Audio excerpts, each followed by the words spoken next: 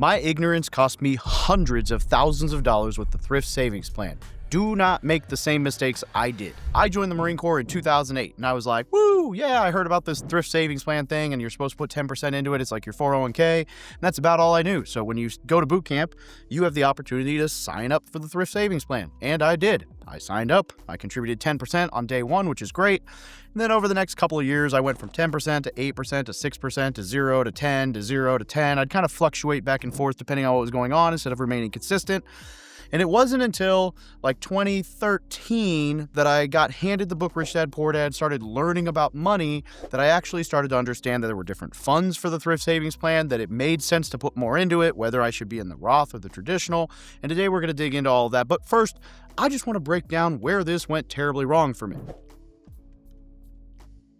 You see, when I first joined the military, the default was that all of your money from the Thrift Savings Plan went into the G Fund, which was government-backed securities, which in a way is great because you cannot lose money. Also, it's not great because it does not earn a high return. This is basically like bonds, right? It's like you earn a little bit, but you do not ever earn with the market. Also, you don't lose, so there's a safety bet there. So the ideal strategy is that as you get closer to retirement, you move a larger portion of your portfolio into the G Fund to mitigate risk. But at an early age, where at 18, it doesn't matter if your portfolio is going like this because it's a 40-year play, you should take some risk and not be all in the G Fund like I was. But they don't tell you this, and I didn't know this, and no one sat me down and talked to me about my TSP other than to say, are you contributing? And I'm like, I am. And they're like, good job, Dave. Woo! And yeah. I didn't know what I didn't know. So here's how the math breaks out.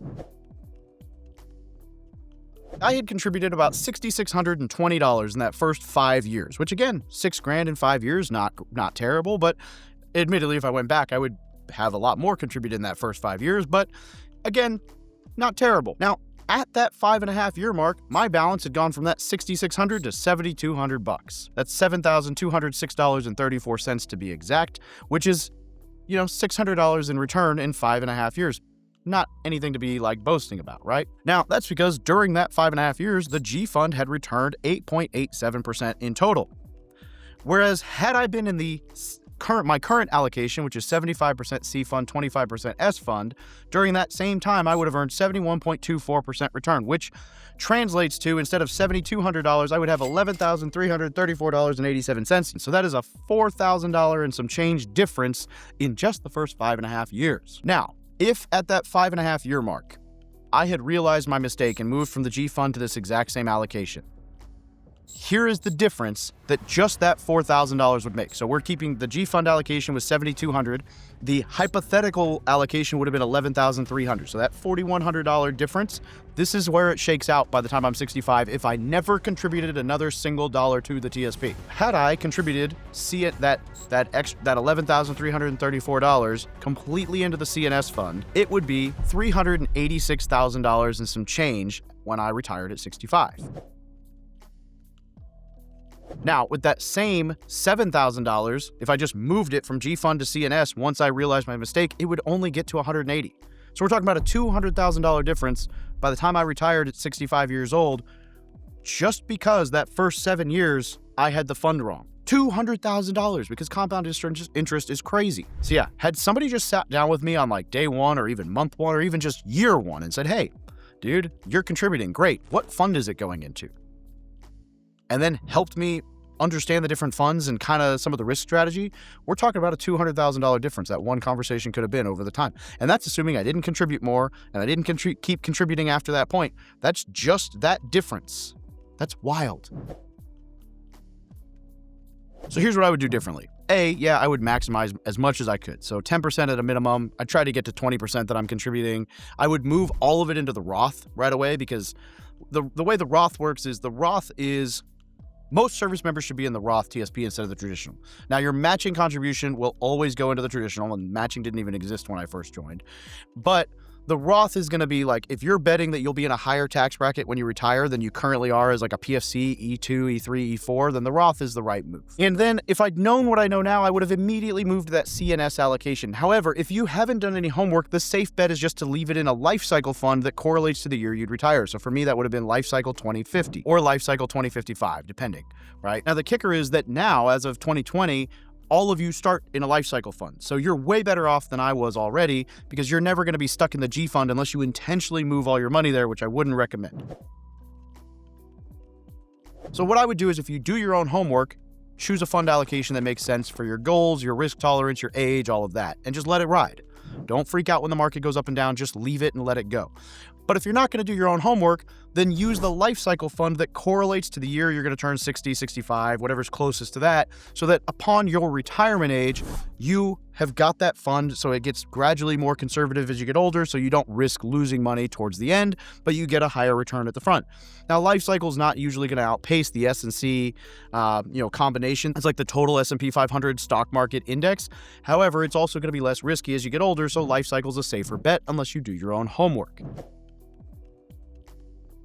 I would aim for 20% contribution that first 4 years, and every single time I got a pay raise, if it was a 2% pay raise, I'd put half of that in the TSP. If it was a 3% pay raise, I'd put 1 or 2% in the TSP.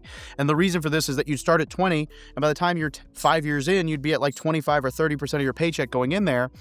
But because you're only taking a piece of each pay raise, you'd still be making more money each paycheck, and so you wouldn't even notice the difference, and then you'd be contributing a whole lot more to your TSP until eventually you're maxing it out and you're taking care of your future retirement self. And I understand there are better and different opportunities out there to invest in besides the Thrift Savings Plan. I'm a real estate guy by trade, but if you can get to where you know for a fact your entire retirement plan is covered once you get to the 60s, then you can take a little bit more risk right now because you know that your retirement's covered. Whereas if you don't put the money in there, then you're always like, man, I gotta get this right because like my retirement's not covered. So like I have to figure this out. Vice like I've got a nest egg. Now I can take some risks and play a little bit more intentional ball with the real estate game. So here's what you should do. If you want to get this right, you should contribute as much as you possibly can on day one. Minimum, I would say 10%. I'd go 20% if you can, but bare minimum, at least 5% so you get the matching contribution. Unless you think you're in a higher tax bracket right now than you will be at the rest of your life, I would say use the Roth, which is what's correct for most service members right off the bat. I would leave your money in the life cycle fund unless you're going to do your own homework. There's a great book by J.L. Collins called The Simple Path to Wealth. That's a good read on index funds. There's also a couple articles out there about TSP allocations. Personally, I like just 75% C fund, 25% S fund, or 70% C fund, 20% S fund, and 10% I fund, which is like international. Those are like my two favorite allocations, but that's for my age, my risk tolerance, and my investing style. So do your own homework on the funds and kind of develop your own. This is not investment advice. This is just what I've done. And then if you're not going to do any of that, just leave it in the life cycle fund that correlates closest to when you're going to be able to withdraw. Oh, and just so you guys know, even if you pick the Roth, your matching contributions will only ever go in the traditional side. So that's okay. That's normal. Now you're going to have to understand that at the very beginning, you're not going to see huge returns on this because it takes time and money in your account for that compounding to really start taking effect. So just stay the course. Time is your ally. So the earlier you invest, those dollars are worth more than the later. So like at 18 years old, if you invest $1, that's the equivalent of investing $4 at 38 years old, and so on and so forth. Actually, it's probably worth even more than that. But point being, every dollar you invest at 18, 19, 20, 21, 22 is worth a hell of a lot more towards your retirement than when you invest that same dollar at 40, 41, 42, 43. So even though you want to go out and play with your friends, make sure you're setting some aside now because those dollars will work way harder for you now than they will when you try to play catch up down the road. And then just let the TSP ride. Leave it alone. Don't worry about markets and ups and downs and all this chaos. Just let it go. Because what happens is if the market goes down and you're still buying consistently every month, you're buying those shares at a cheaper price, which means you're buying more shares. And then when it comes up, you might be buying fewer shares, but it averages out. It's called dollar cost averaging. It's the safe, tried and true way to use index funds to just buffer your retirement. And I would just steer clear of TSP loans unless you absolutely have to, like emergency thing. And if you do, I would pay it back as fast as possible. Everybody says, oh, but it's low interest and you're paying yourself back. But the real kicker is opportunity cost, which I've got videos about. That's a little beyond the scope of this video. But essentially, when you take those dollars out, if the market's going up, let's say it's a 10% increase the whole time your loan's out, and you're paying yourself at 2% interest. So you're like, this is a great loan. It's only 2% interest.